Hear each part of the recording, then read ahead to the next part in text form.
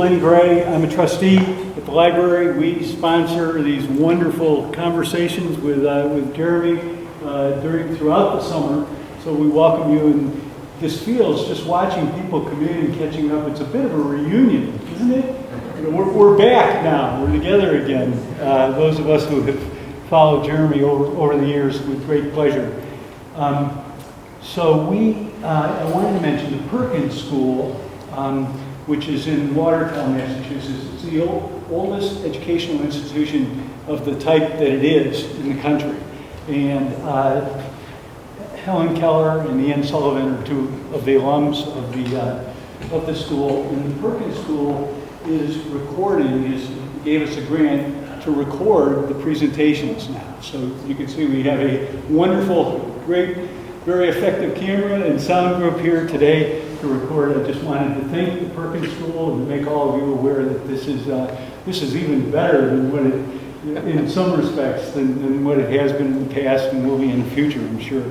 So I think most of us are familiar with Jeremy. He's been doing this for 44. I'm sorry, 44 years. And how many have you been here for? Probably 34. See, it is a wonderful reunion here this morning. So, and I think that we're familiar with his many books and reputation and the individuals he's impacted over the years, including my son, who was a student of Jeremy's 30 years ago at Booty. And Jeremy may not remember him, but my son remembers Jeremy. So he's a very, very special teacher. So with that, as an introduction, thank you very much. Thank you. Thank you very much.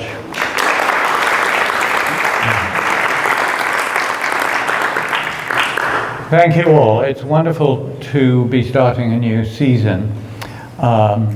It is indeed my 44th year of doing this consecutively.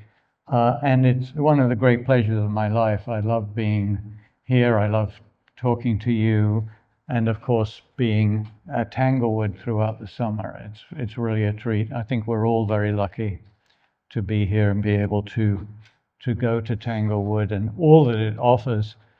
Somebody asked me, what was going on this summer to summarize. And I counted all the possible events. It was well over 100 things that were going on just in July and August, not counting the popular artists season. So that, just to remind you, there's, as well as the shed at Tanglewood, there's Ozawa Hall, which you all know, of course, but there's also the Lindy Center, which is now in full operation up the hill from Ozawa Hall, and a vast number of events there, including lectures, seminars with many acts, and there's a week this summer that is curated by Yo-Yo. So there's a vast array of things. And if you are Berkshire residents, of course, I'm sure you know, you can get a ticket to the lawn for $150 throughout the summer, which is almost certainly the best deal in the whole of Massachusetts. I've decided today to talk about today's program, of course, which is for the 4th of July, a celebration of Abraham Lincoln in 3 different works.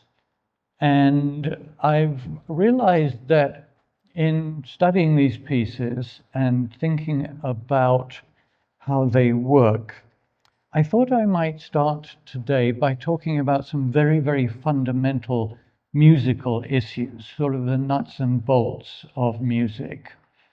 And in order to do that, I'm going to walk over there and play that big black machine and talk about a few things. Some of them very basic, and I'm sure many of you know these issues already, but they are relevant to particularly 2 of the pieces we're going to listen to today.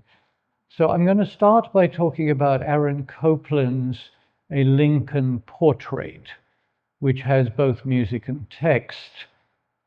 Text from some of Lincoln's speeches that will be narrated over the music. Now, Aaron Copland did something very interesting and important when he started composing. He was born around 1900, so all American celebrations were also his birthdays. And so what I want to do is just to talk about notes. And of course, I'm sure you all know, there are basically only 12 notes. There are 12 notes that can be played at this octave or that octave or that octave or up here and so on. And this is the fundamental material out of which all music is made. And many composers use basic scales on which they found their music. That's very straightforward, but it has some very interesting elements to it, and that is it's made up of both whole steps and half steps. These are whole steps, and this is a half step. So these two notes are closer. On this instrument, there's no black note between them. So,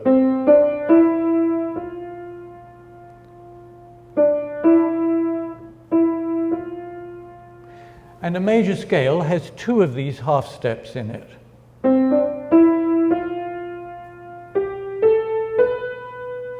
And you can feel the gravitational pull of that last note to resolve. So if I leave it like that, everyone's going to be a little bit on edge.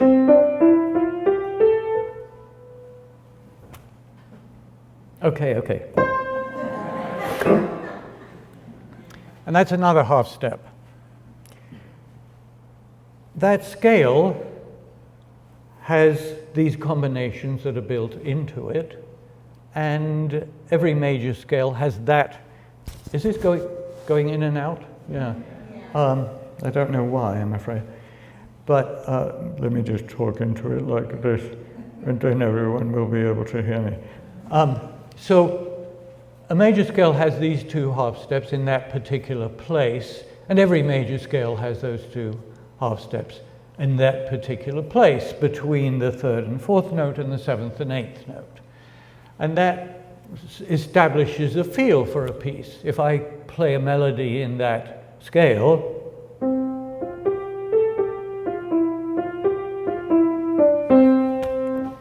that stays within that pattern. Now, in addition to that, we don't have to always have adjacent notes, so you can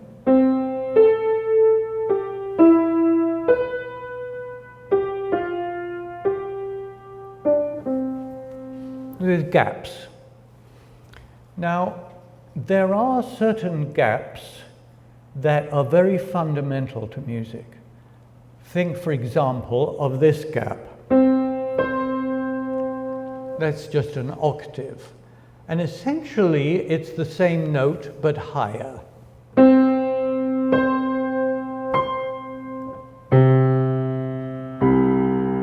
Those are all C's. And this gap is extremely fundamental. And there are acoustical and scientific reasons for that, which I won't go into just now, but suffice it to say that this sounds to us very, very stable. Now there are intervals, that's called an interval between the first note and the second note. There are other intervals that are also very, very fundamental.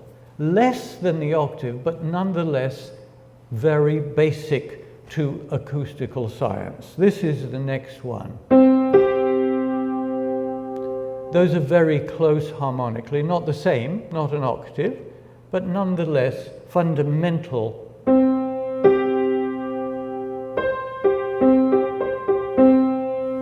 So if you do a fanfare, for example, on a trumpet, that they tend to use those notes. Pom, pa, pom, pa, pom, pa, pom, pa, pom. I get into all of this for a reason, oddly enough, because one of the things that Aaron Copland did was to base his music on very fundamental intervals. And that does two things. The first thing it does is it makes the music sound very elemental. It sounds solid, natural, and it was associated with the great American landscape. And Copland, therefore, became known as an American composer. Let me play you an example, not one that's going to be played this afternoon. Nonetheless, it's something that I'm sure you know.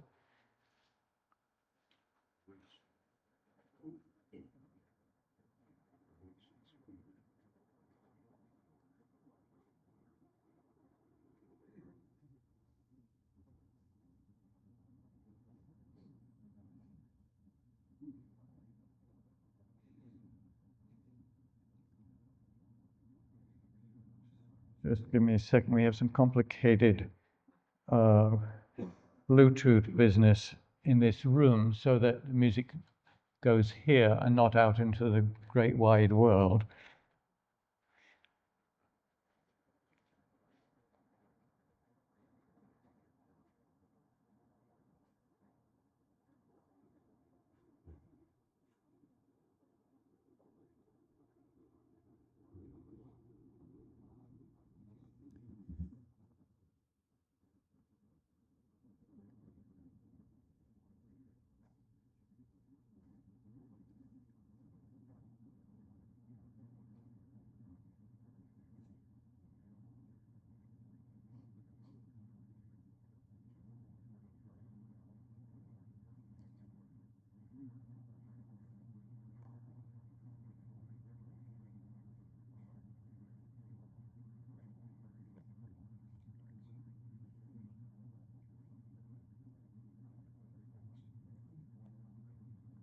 I think I've beaten it.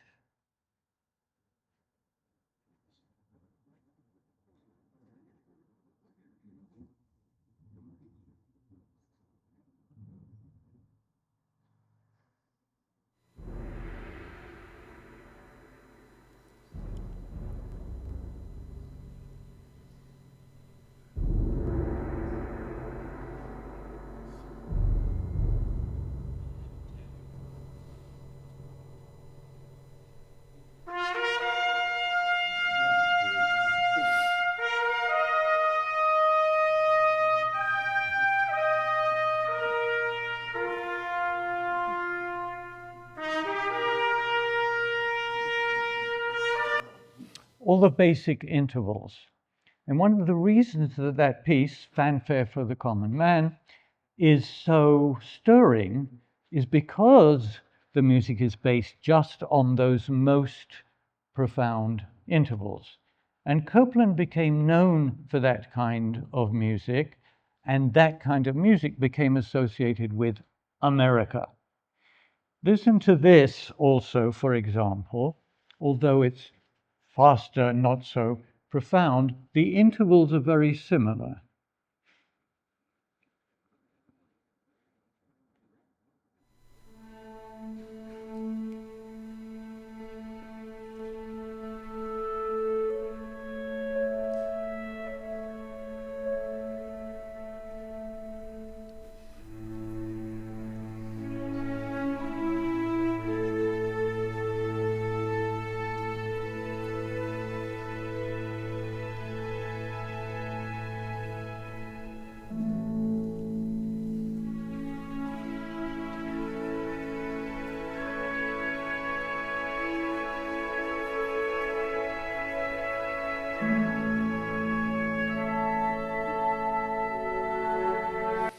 That's Appalachian Spring, but you can hear, I think, the same idea of these spaced out, very basic intervals.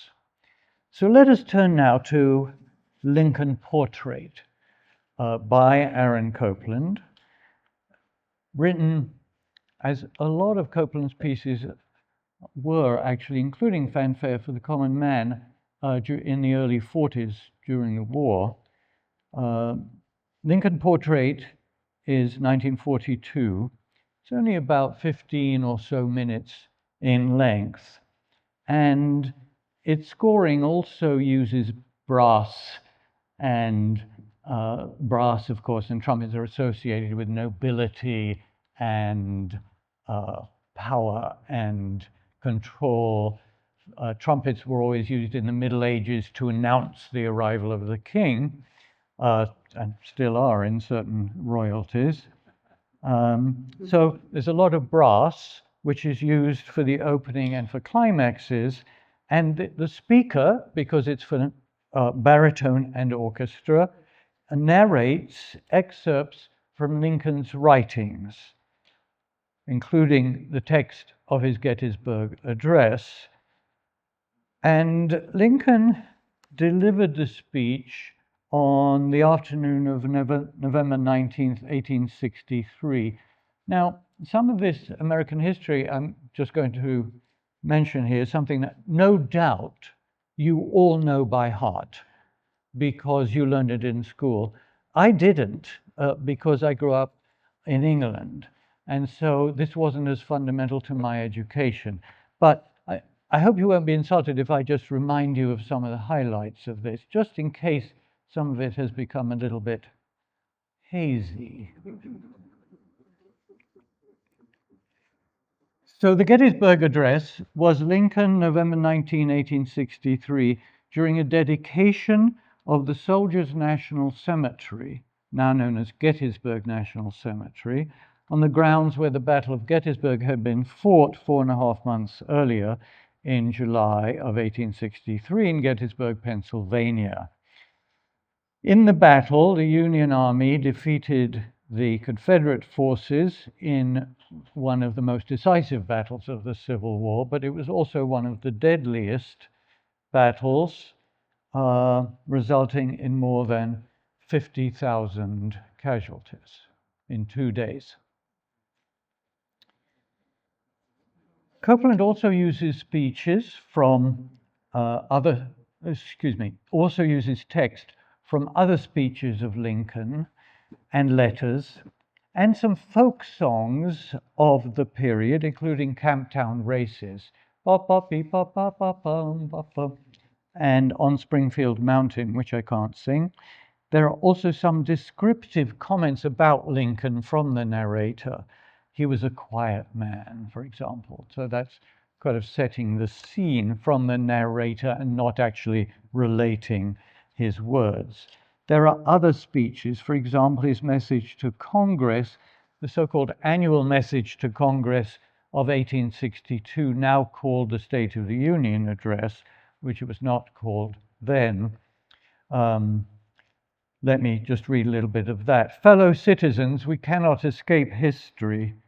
We of this Congress will be remembered in spite of ourselves. No personal significance can spare one or other of us.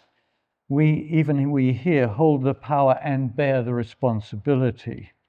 The occasion is piled high with difficulty, and we must rise to the occasion.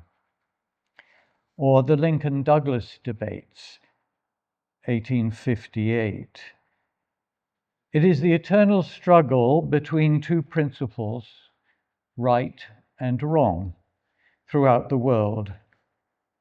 No matter in what shape it comes, whether from the mouth of a king who seeks to bestride the people of his own nation and live by the fruit of their labor, or from one race of men as an apology for enslaving another, it's the same tyrannical principle.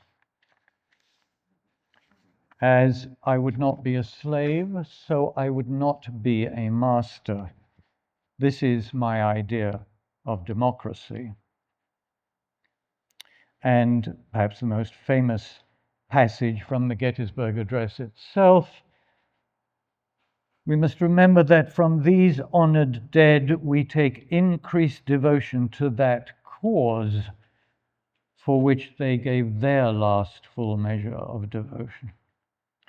That we're here highly resolved that these dead shall not have died in vain, that this nation under God shall have a new birth of freedom, and that government by the people, of the people, and for the people shall not perish from this earth. So Lincoln Portrait of Copland is scored for speaker, orchestra with woodwinds, brass, strings, and a large percussion section. So let me play you some of it just to give you a taste.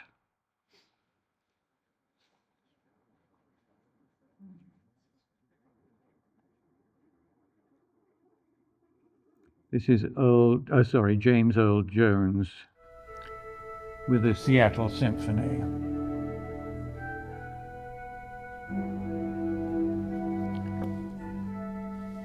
See that same idea of the intervals, very basic.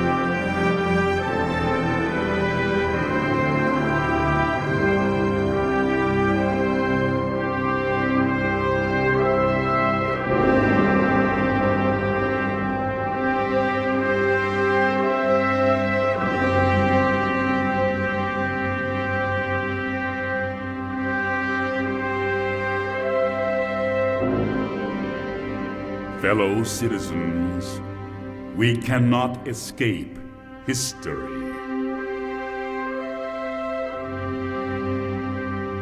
That is what he said. That is what Abraham Lincoln said.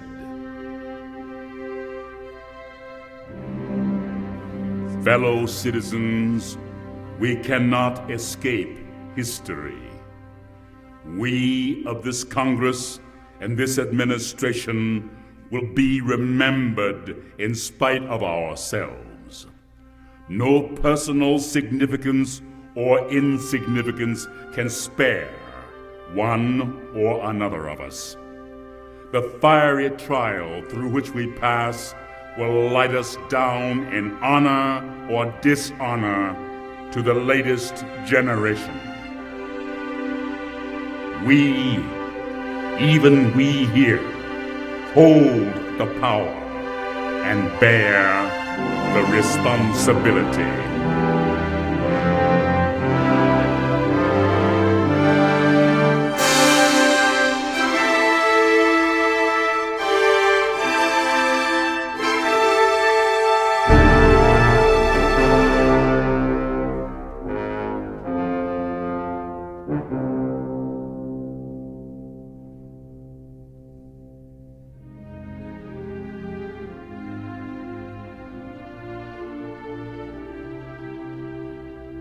He was born in Kentucky, raised in Indiana,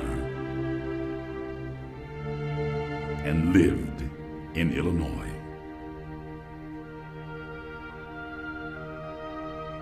And this is what he said. This is what Abe Lincoln said. The dogmas of the quiet past are inadequate to the stormy present. The occasion is piled high with difficulty, and we must rise with the occasion. As our case is new, so we must think anew and act anew. We must disenthrall ourselves, and then we shall save our country.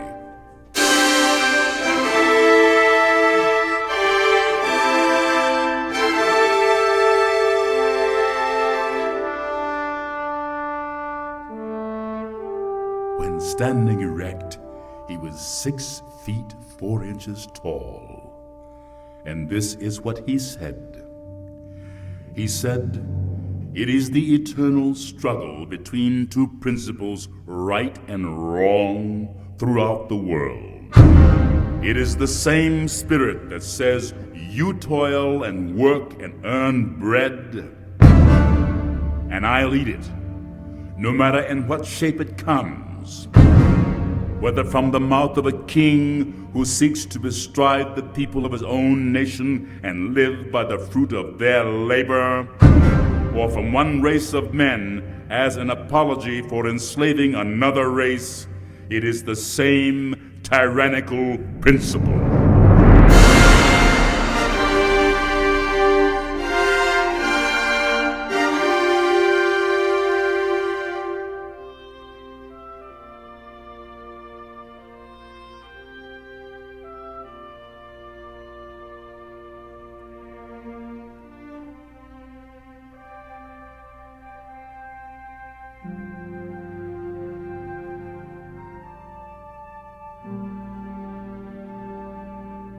Lincoln was a quiet man. Abe Lincoln was a quiet and a melancholy man. But when he spoke of democracy, this is what he said. He said, "As I would not be a slave, so I would not be a master." This expresses my idea of democracy. Whatever differs from this, to the extent of the difference, is no democracy.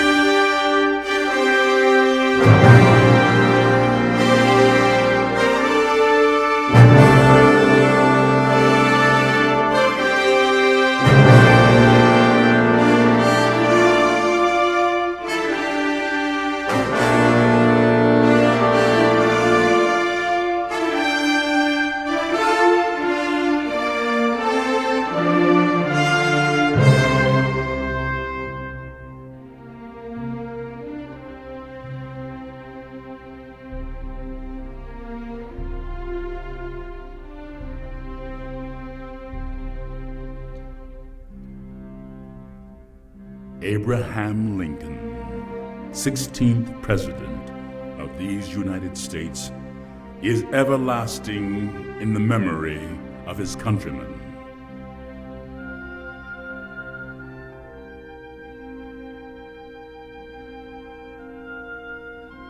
For on the battleground at Gettysburg, this is what he said.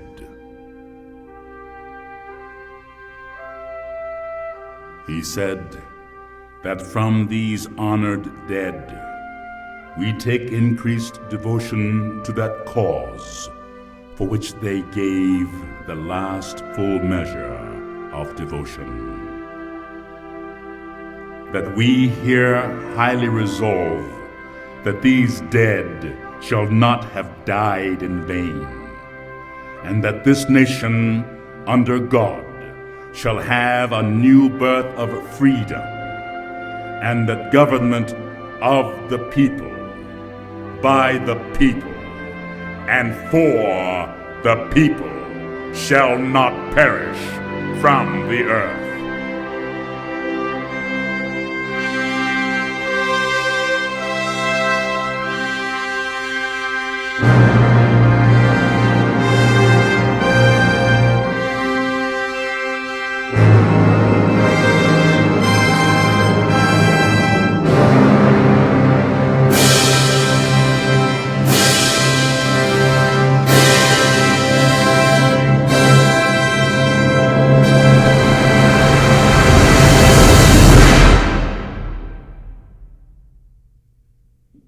Today's going to be Alec Baldwin, eh? Today, yes.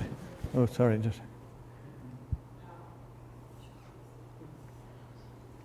Yes, Alec Baldwin today. I don't know how that's going to be, but we'll Won't find. sound like that. We'll find out. Not like that. Who is that, do you know? James Earl Jones. Oh, Not many voices like that. okay. Any questions, comments, suggestions? Yes. I've just been pondering the return to tonality, or the need for tonality and history. This was composed in 1942, so we were in a war, and this was also composed at a time when even Schoenberg returned to tonality. And it just makes me really think about that intersection between sort of public emotional need to get back to fundamentals in order to face the unthinkable, which in this case was tens of thousands of dead. And how tonality provides some kind of relief. Complexity. Yes. So I was just looking up Schoenberg, so I was thinking, well, what was the context for this? Why was this important then? And how does music, and how music is written and expressed, figure into that? Yeah. That's good, because it was indeed in the context of a period in which Schoenberg and others were writing in a style that they didn't call atonality, no tonality. They actually called it pan-tonality, all tonalities, all at once, all at the same time. So there was this great contrast, as you rightly point out. I wanted to say one other thing, which is that it occurred to me for the first time just now about Lincoln Portrait that, like a lot of geniuses, Copland realized that he couldn't do unrelievedly bam, ba, ba, ba, bing, bam, for 15 minutes, and that he interspersed that with a little folk song, which relieves the intensity of the fanfare sound and allows it, therefore, to stretch out longer. That's a very clever move, I think. Yes, Michael? You mentioned before the scale. I read years ago that either Schumann or Schubert his maid used to get him up in the morning by going da da da da da da da, and he had to get up to hit the lips. I forget what it was. That's a great story, yeah. I'm sorry?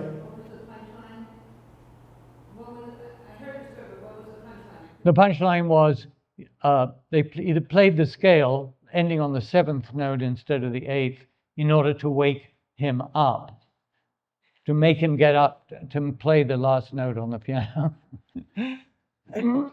Okay, now going back to the question of expectations in music and the way we receive music, this idea of fundamentals is very important because we have many other expectations of music. And when those expectations are undermined, excuse me, we sort of sit up and take notice. For example, if somebody plays a wrong note, or the composer's a deliberate wrong note, Beethoven's Eroica, dee da da dum, dee da da dum, da dum. That's a wrong note, and the whole of the first movement is involved in resolving that wrong note. So he makes a piece by putting in a wrong note. Or in a sonata form piece, Mozart and Haydn used to play with the idea of return. There's a section, then there's a change of key and change of tune, and then a return to the opening. And this is also a very fundamental aspect of our psychological expectations in music. We like to recognize something so that we have a section of music, then it goes away from that, and then it comes back to it. And that is profoundly satisfactory to our human psychology. And so Mozart and Haydn would play with the idea of delaying the return of the opening, or pretending that the opening was about to return and then it doesn't. And so these kinds of compositional things depend upon our psychological expectations of what is going to happen in music, which brings me to Philip Glass. Now, this afternoon, we're going to hear Philip Glass's 15th Symphony. And this has a very interesting story. And one of the things I want to say about it is that I cannot play you the music because it's a world premiere this afternoon. Never been recorded. I mean, they may have rehearsed it, I hope, but it hasn't been performed in public or recorded. And there are very interesting reasons for this. It's the 15th Symphony by Philip Glass. It was commissioned by the National Symphony Orchestra and the Kennedy Center, and portrays the life of President Lincoln. The piece was inspired by another speech of Lincoln's called the Lyceum Address, which is from 1838. The piece consists, I know enough to be able to tell you some bare facts. The composition consists of 8 individual movements and is also orchestrated for a baritone and orchestra. So there's some movements that have text that is recited and some that aren't. The history of this piece is that the piece was commissioned in 2022 to honor the life of Abraham Lincoln and to celebrate the 50th anniversary of the Kennedy Center. While composing the piece, Glass drew from the Lyceum Address and also from other speeches of Lincoln, writings, the farewell address, for example, when he left Illinois to go to Washington, 1861, the Emancipation Proclamation, 1863, and his final address, which was spoken in 1865. So a lot of disparate sources, but all from Lincoln's speeches. In January of 2026, Glass publicly announced the cancellation of the symphony's premiere at the Kennedy Center due to his belief that the center's new values did not align with Lincoln's, or presumably with his, and were therefore in conflict with the piece's message and central meaning. And this decision was made a month after the center's board voted to change the name of the Kennedy Center.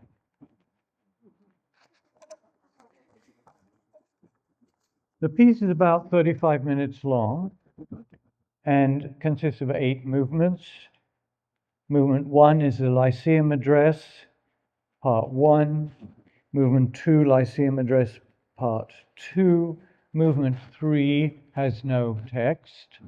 Movement 4 is Autobiography, Part 1. Movement 5 is Autobiography, Part 2. They're both spoken and sung. And Lincoln wrote some autobiographical sketches from which the text is taken. Movement 6 is entitled Slavery.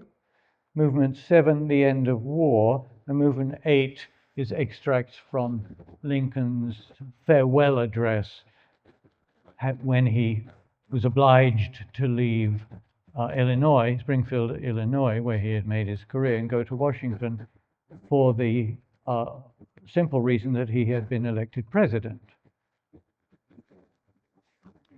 So the movements are both sung and spoken by the baritone. I could read you a few things from Lincoln's addresses, so I won't read them all, but the Lyceum Address has the following text: "Shall we expect some transatlantic military giant to step the ocean and crush us at a blow? Never! All the armies of Europe, Asia, and Africa combined, with all the treasure of the earth in their military chest, with a Bonaparte for a commander, could not by force take a drink from the Ohio, make a track on the Blue Ridge in 1,000 years." He also blamed slavery, and he said, "It is to deny what the history of the world tells us what is true, to suppose that men of ambition and talent will not spring up amongst us, and that some of them, when they do, will naturally seek the gratification of their ruling passion as others have done before them. The question then is, can that gratification be found in supporting and maintaining an edifice that has been erected by others? Men may be found whose ambition would aspire to a gubernatorial or a presidential chair. Would these places satisfy an Alexander, a Caesar, a Napoleon? Glory enough it is to serve under any chief. Is it unreasonable to expect that some man possessed of the loftiest ambition will at some time spring up among us, and when such a one does, it will require the people to be united with each other, to be attached to the government and laws, and to successfully frustrate his designs?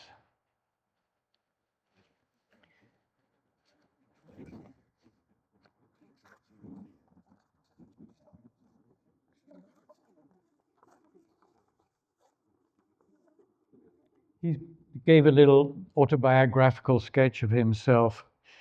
He was 6'4", weighed 180 pounds, and had coarse black hair and gray eyes. And his farewell address was given in February 1861. And both he and the public knew that as he went to Washington to become president, there were enormous challenges involved in running the country. And of course, the demands of the Civil War and his ultimate assassination ensured that he never did, in fact, go back to Springfield, Illinois. And in February of '61, several thousand citizens of Springfield gathered at the train station to see him depart for his inauguration. And he gave this brief speech from the railroad car in the middle of a heavy rainstorm. "My friends, no one can appreciate my feeling of sadness at this parting. To this place and the kindness of these people, I owe everything. Here have I lived a quarter of a century and have passed from a young to an old man. Here my children have been born and one is buried. I now leave, not knowing when or whether I may return. And I have ahead of me a task before me greater than that which rested upon Washington. With the assistance of that divine being, without the assistance of that divine being, I cannot succeed. With that assistance, I cannot fail. I remain with you and confidently hope that all will yet be well. I commend you to his care, as I hope in your prayers you will commend me, and I bid you an affectionate farewell." I want to talk about Philip Glass and his music in general, because I can't play the piece, which we'll hear for the first time this afternoon. Philip Glass is one of those composers who change the entire direction of classical music. Schoenberg did, of course, as you pointed out. But Philip Glass undermined one other of the fundamental assumptions of music, which is that music has a beginning, a middle, and an end, and that it has a trajectory, like the Lincoln piece. It has climaxes, we arrive at certain points, and then it comes to an end. Philip Glass invented a new style, which is called minimalism. And minimalism depends upon music using very small elements repeatedly, but introducing very, very small changes and irregularities in the music, while continuing this pattern for far longer than our expectations. The point is not that it becomes endless and possibly boring. The point is that the changes are minute, which means we have to pay very close attention, and that as the piece continues, apparently unchangingly, some tiny changes are introduced. So I'm going to play you a couple of Philip Glass pieces, some of his most famous ones. He's also written some great film scores. The one that I like enormously is The Thin Blue Line. I don't know if anybody has seen that. It's about police, and it's police who cross that thin blue line of decency and honesty. And so he's written many pieces. I mean, this afternoon is his 15th symphony. He's written film scores, operas.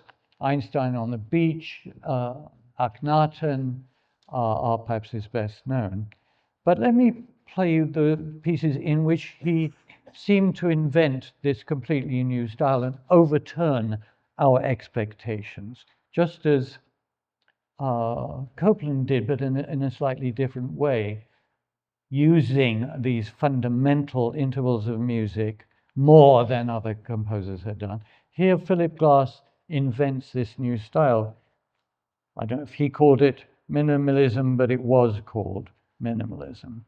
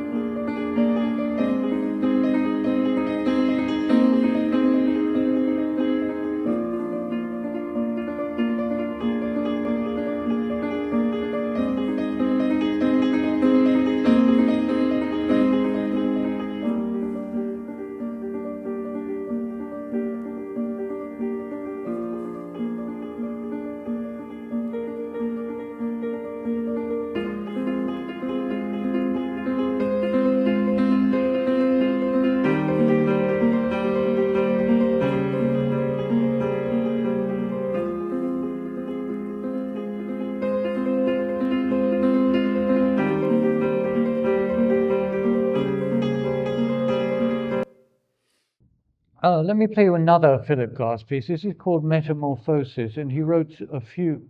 What? Yeah. There was also a great piano, which is quite like a piano, it sounded like Yeah, I think he did. He sort of switched suddenly to a very high note, but and I think it was still the piano, but it was kind of startling. Let me just play you one more piece, and we can talk some more. This is called Metamorphosis 2, and it has a very basic harmonic movement, which goes like this.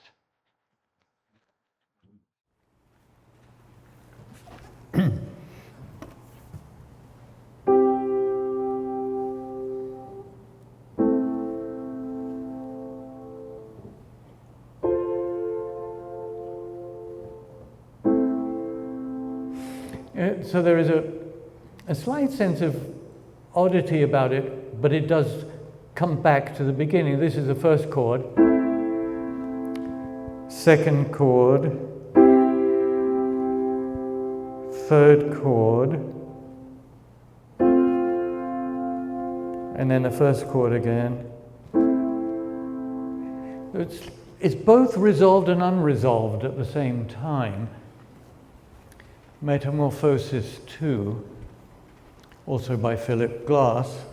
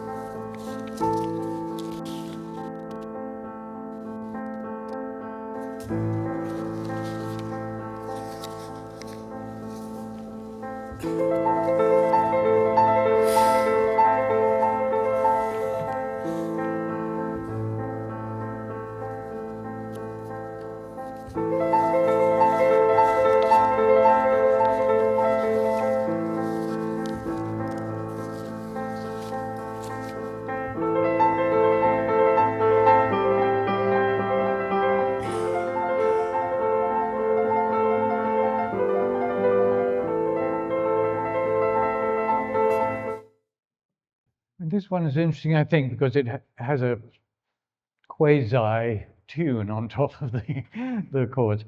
And this technique of repetition and minute change also appears in Glass's symphonies.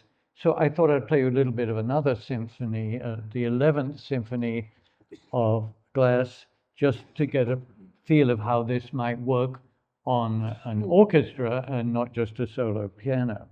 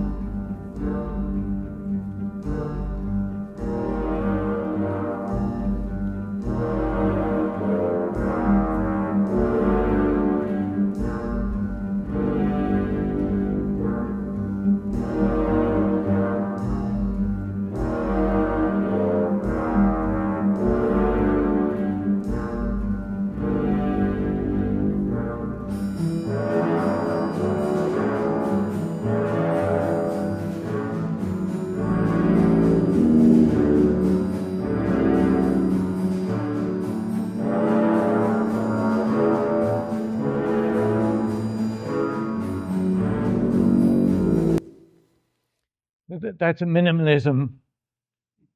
That's minimalism applied to an orchestra. Of course, because of the variety of instrumentation, it's less, like, trying not to use a negative word like monotonous, but it's less, sounds less the same all the way through. How about that? Because of all the various different instruments. It makes it more fascinating, I think. All right, so let me just end with talking about the third piece on the program this afternoon, which is extracts from John Williams' score for the film Lincoln, which came out in 2012. You may remember it, which was the biographical historical drama directed by Steven Spielberg, starring Daniel Day-Lewis as the president. It was a wonderful film, with one exception in my view, which is that it focused only on the last part of Lincoln's life. His life is so interesting that this annoyed me also, he said, completely parenthetically and irrelevantly. I felt the same way about the Bernstein film, which focused only on the question of his bisexuality.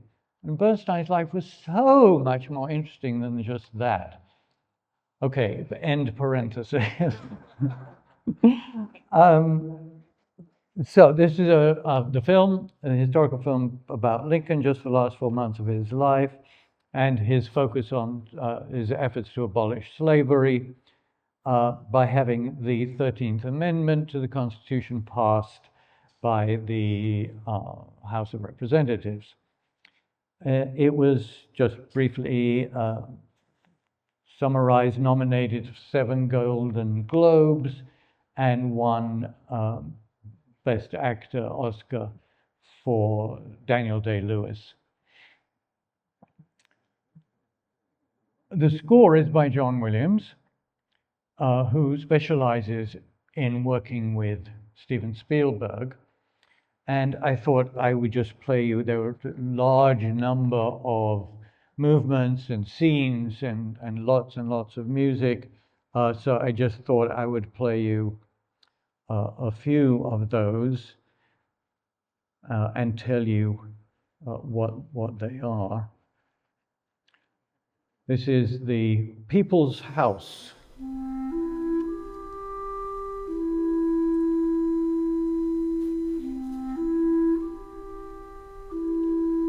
Do you hear a bit of Copland there?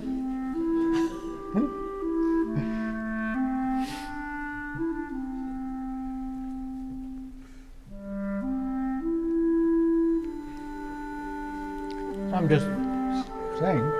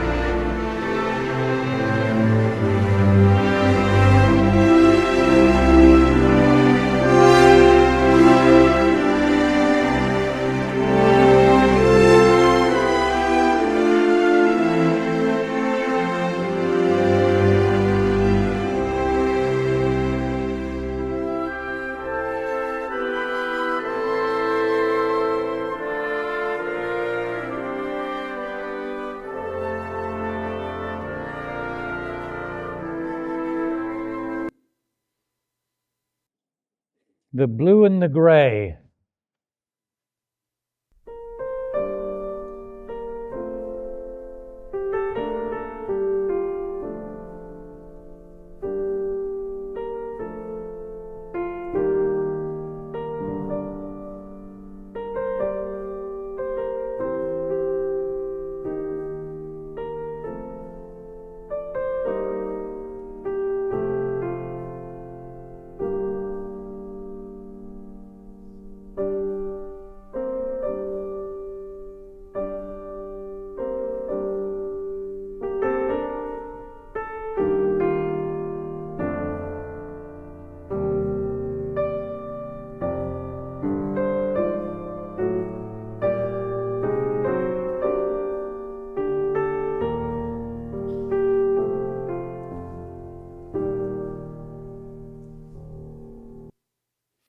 It's marvelous, isn't it, how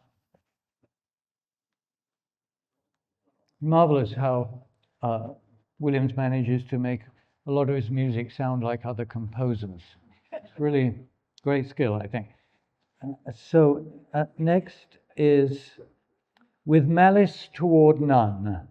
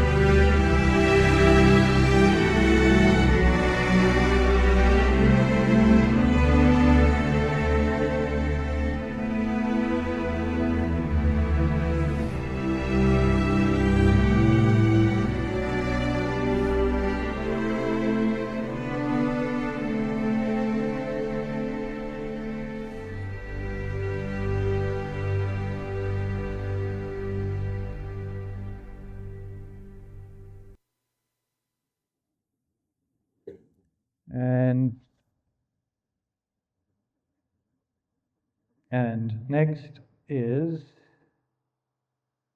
Father and Son.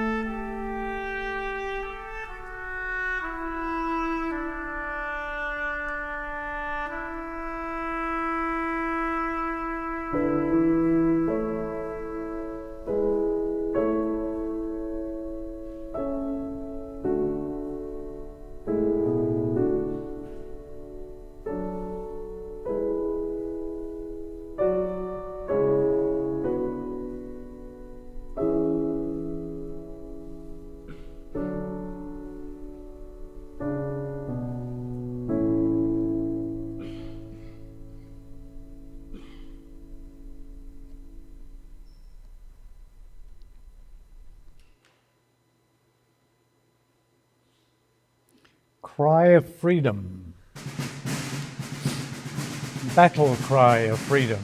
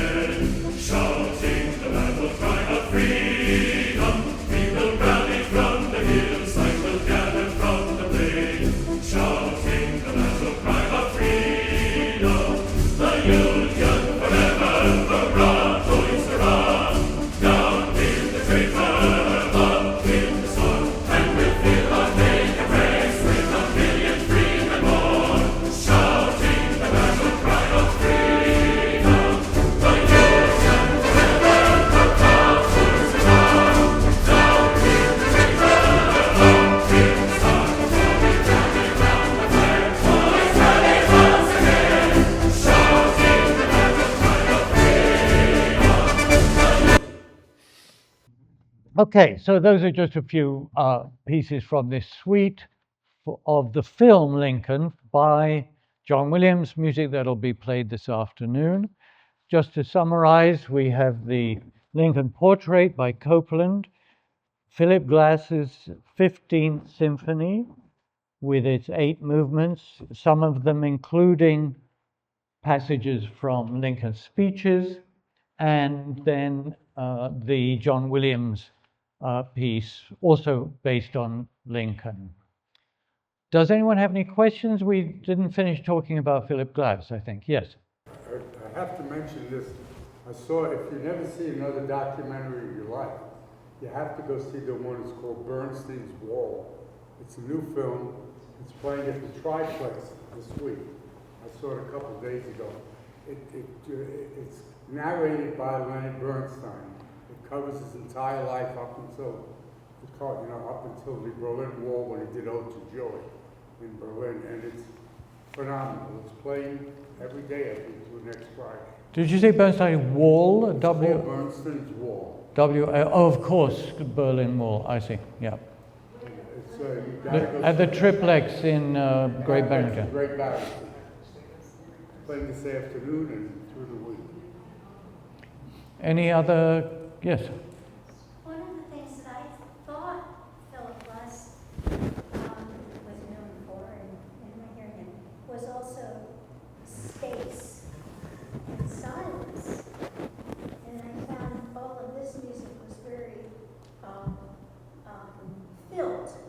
Mm-hmm. And, it sort of makes me think of an x-axis and a y-axis, and the x-axis is the space axis, and the y-axis is the harmonic axis. And the harmonic axis can have richness that goes up and down, but the space axis could be, with much harmony when there was some density, and then, of course, space. Mm. So how does, first of all, am I right about that, or am I mis? I'm not sure about the space aspect, although, of course, something going on for a long time suggests space. Right. But was it he who did all these silences? And Would there be a plunk on the piano, or am I thinking of something? I don't know. I don't think that is he, but I could be wrong. Well, I could be wrong. Okay. Other questions, suggestions, points, complaints? No complaints? I'm so sorry, could you say? Do you have a favorite of the ones we're going to hear today? What do you love? I like the Philip Glass the best, because I haven't heard it yet.